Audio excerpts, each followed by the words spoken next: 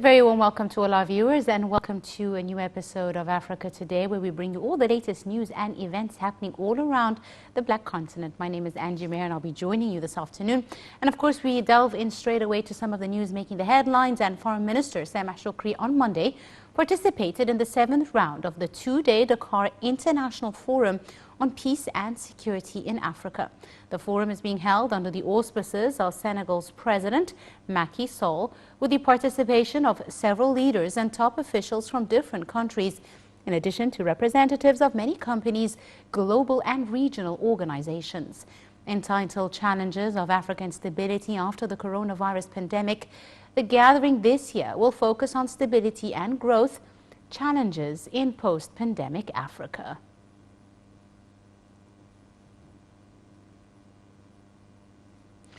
On the sidelines of this very important event, the Foreign Minister Sameh Shoukry met with Nile TV's correspondent Hani Farag and gave this interview. Let's take a look. Now on the march of Dakar International Forum on Peace and Security in Africa, the Minister of Foreign Affairs, Mr. Sameh Shoukry, we are honored to be with us in Nile TV International. The importance of this gathering and the importance even of the timing we are it is an important forum to again re-emphasize the importance of dialogue, solidarity among African states and their international partners, the ability of Africans through dialogue, through cooperation, through frank discussion to address the challenges that face the continent and to set the course for the future, taking into account the importance of setting the stage for future generations. The continent is 65% under the age of 40, and thereby the perspective for the new generations and how to provide a better environment for them, both economically and politically, is one of the main factors of this forum. What is the message that you want to deliver via this forum, via this gathering? The message of solidarity, of our mutual ability and complementarity to deal with our challenges, and that Egypt is continually in support of its African brethren, whether in terms of conflict resolution, the eradication of terrorism, in the eradication of the pandemic, and in providing the opportunity for development, for increasing the infrastructure on the continent so that it can take full advantage of its resources, especially the human resources that are available and are very competent to deal with all of these issues. Also on the sidelines of the Dakar Forum, Nile TV's correspondent Hani Farag held this interview with the Deputy U.S. Secretary of State for African Affairs, Robert K. Scott. Let's take a look. We have now the pleasure on the side of this gathering of Dakar International Forum on Peace and Security in Africa, Mr. Robert Scott, American Secretary Assistant for African Affairs. Great pleasure to have you today on Nile TV International. Thank you so much for having me on. Thanks a lot. Our first question about the importance of this gathering and the importance of the timing of this gathering. I think it's marvelous that Senegal was able to organize it after having to miss a year because of COVID. They've done a great job of organizing it, and we've seen that the challenges to our security on the continent, I think, have increased since COVID. Whether there's a direct relationship. But I think it was very important to be able to speak through the opening session with the heads of state, very powerful statements. I had an opportunity to participate, honor a set of foreign ministers to talk about what security means and what security in a COVID world means. How we can cooperate, I'm speaking about Europeans, Americans, Africans, in order to fight terrorism and COVID over our continent, African continent? You know, I think it ultimately comes down to having strong institutions. So whether it's a strong military or a strong Ministry of Agriculture or a strong Ministry of Education, these are the things that provide services to populations in any country in the world, in Africa, but anywhere in the world. And if we are able to to help support the delivery of services to populations. That does a great deal in helping provide for increased security here in Africa and around the world. Yeah. So I think figuring out exactly how to do that and who plays what role is so important. And having a conference like this allows us to know who plays what role, who has an advantage somewhere. Yeah. My last question about how to bring security, stability, peace to Africa, especially in this time. You know, a lot of crisis here in Africa. I think it's a challenge, as you said. I think that, again, there are a number of actors who have the ability to bring people together to try to come up with communal responses. It has to be everybody. The United States plays a role. We're very proud of what we do on the health issues, in education, in helping with our MCC programs, Millennium Challenge Corporation, but that's a part of it. Also on the sidelines of this forum, Nile TV's correspondent Henny Farag held this interview with Nigeria's Foreign Minister Sam Geoffrey Onyema. So now we have the pleasure to have with us in Nile TV International Mr. Geoffrey Onyema, Nigerian Minister of Foreign Affairs. You are welcome here in Egyptian TV and Nile TV International, and thanks a lot for this interview. My first question about the importance of this gathering and the slogans of this forum of Dakar of Dakar on peace and security in Africa. My impressions, yeah, it's an annual event of the Senegalese government, and it's a very good initiative to get Africans to really focus on the issues of peace and security on the continent and how to address that, and it's been a very good meeting so far. And what about the timing? Well, the timing is also post-COVID. Yeah, yes, the post-COVID, because COVID has added a new layer of challenge to the African continent, and so we really need to think very seriously and strategically about how to reposition Africa, how to recover from COVID, because Africa was doing extremely well. Some of the most the fastest growing economies in the world were in Africa before COVID, and we don't want to lose those gains. This about ban restrictions of transport and such like that? Yes, of course. Those have a huge impact on the economy of our countries. When you're banning countries that depend on tourism and commerce are really affected by this. So and we don't believe, and the World Health Organization does not believe, that this is a solution to the spread. That the standard procedures for the spread, to contain the spread of the virus, and that if you start these travel bans, that they actually cause more problems than they solve, and they do not stop the spread. How we can bring security, stability, peace in Africa, and that in order to have an economic issue and to succeed, to have a growth in all Africa post-COVID. African Continental Free Trade Area. That's a huge for Africa. It's the largest free trade area in the world.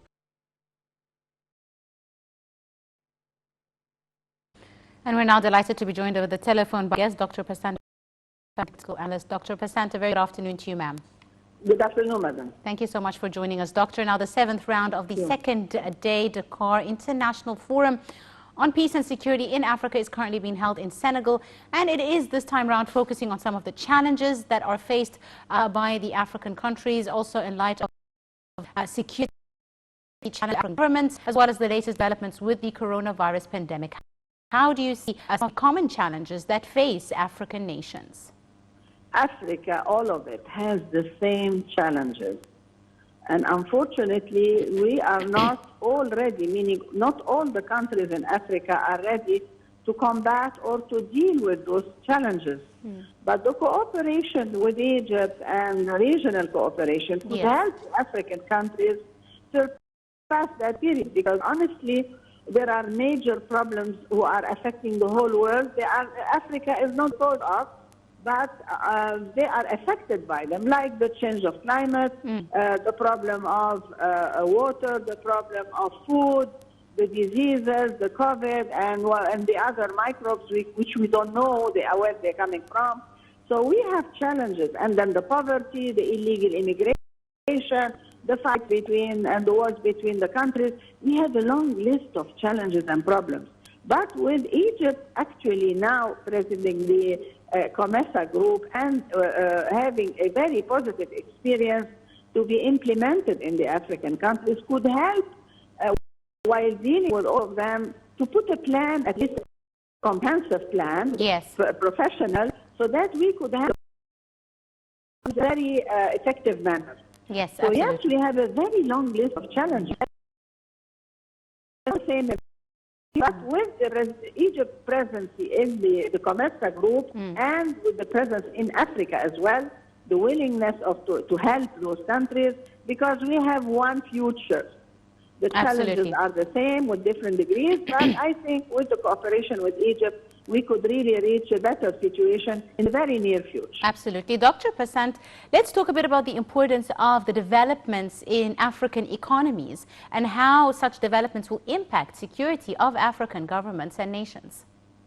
It will not only impact the security of the government and African nations, it will impact on the whole world. Yes, indeed. Illegal immigration is becoming a very, very big problem with this situation as well, and the problem of food, the problem of water. We have 50% of the population are young. They need to work and get married and get children. This is very, very critical.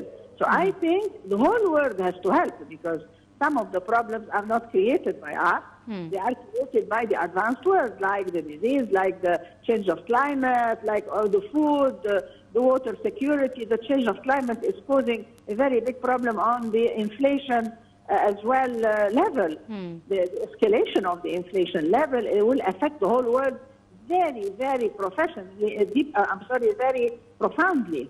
So I think we need to cooperate internationally and locally and regionally with the African countries. It's a very rich continent, but it needs technology and finance. Yes. And a good plan and experience. Egypt has the plan and experience as well. I know we have technology, but the cooperation with the whole world, right? Important for the stability, I repeat, for the whole world, not only the African countries. Yes, indeed. Dr. Passant, just one final question, ma'am, if I may. Egypt has played a very big part in developing its relations with many African countries, and even within the pandemic, which has affected the stability of many nations all over the world, Egypt has continued to support its African brothers. Tell me the importance of the role that Egypt is playing in prioritizing African countries. First of all, it's a very important role because we have the experience. We know how to help them to develop, and this is not a simple part.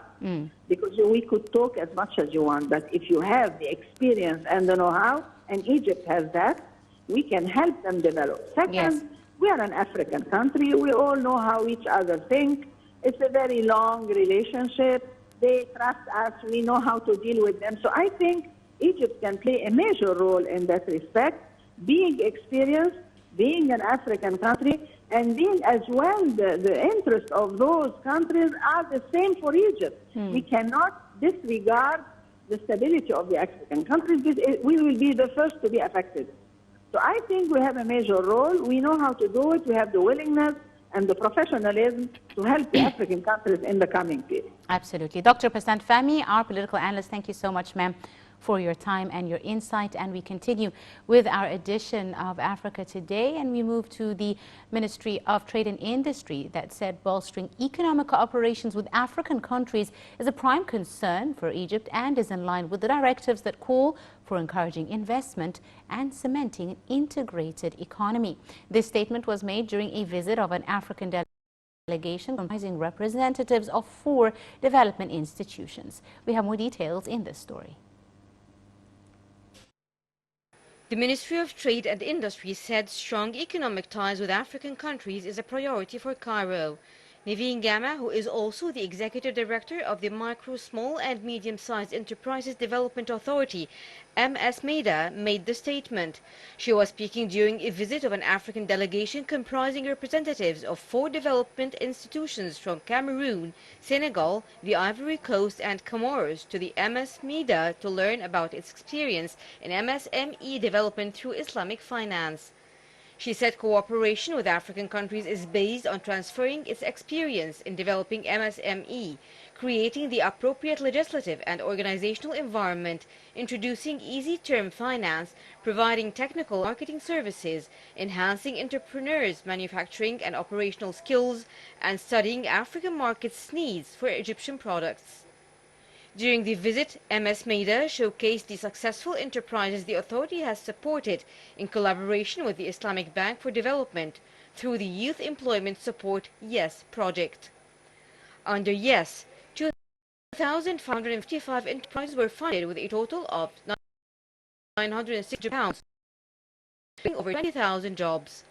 The delegation visited a project MS-MEDA supported in collaboration with Misr Al-Khair Foundation on livestock wealth development, through which it said more than 1,800 beneficiaries have received funds in the governorates of the New Valley, Asyut, Tur in South Sinai, and El Wahat Al-Bahariya in Giza. Cairo says it is committed to the Africa We Want 2063 agenda, drafted by the African Union and meant to support Africa's efforts to attain inclusive and sustainable economic growth.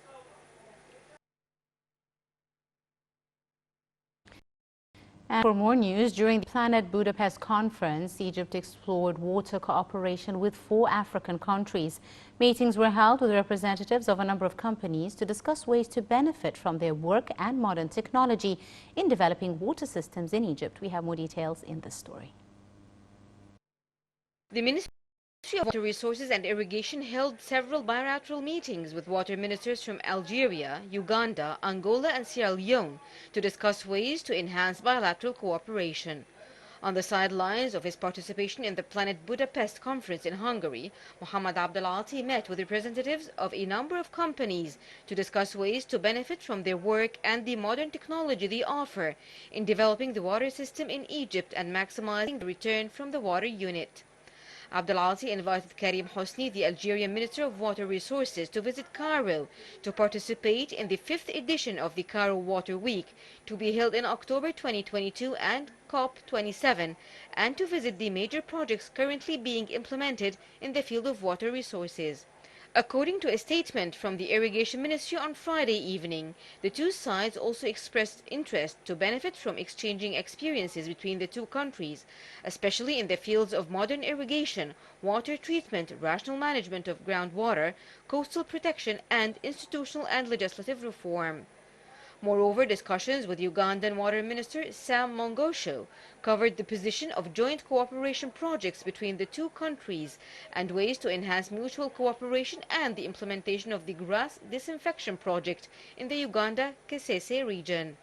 Abdelati said he would visit Uganda soon to inaugurate a number of development projects that Cairo is implementing in the African country.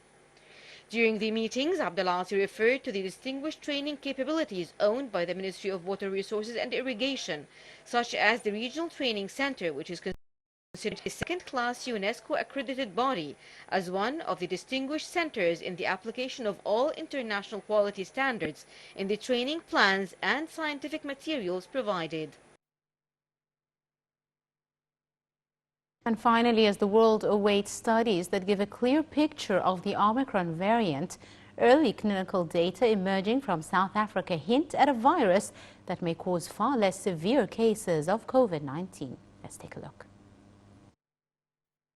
The South African Medical Research Council posted a report Saturday of the early experiences at several hospitals in Gauteng province, where Omicron was first spotted in the country. Strikingly, most hospitalized patients who tested positive for Omicron did not need supplemental COVID pneumonia, few required high-level care and fewer still were admitted to intensive care. Experts caution against reading too much into these early reports, which they say are based on small numbers of patients. They suggest it will take time for the true profile of the Omicron variant to come into focus. But several note that while early discussions about previous variants of concern have hinged on trying to figure out whether they caused more severe disease, with Omicron, the questions relate to whether it is associated with milder infections. The report included an analysis of 42 COVID patients in the hospital on December 2, which showed that most were actually hospitalized for other medical reasons. Their infections were only because hospitals are testing all incoming patients for COVID. Many have risk symptoms. The average length of hospital stay was 2.8 days, far shorter than the average of 8.5 days recorded in the region over the past 18 months. With this, we wrap up today's edition of Africa Today. You were in the company of myself, Angie Meher. Many thanks for watching.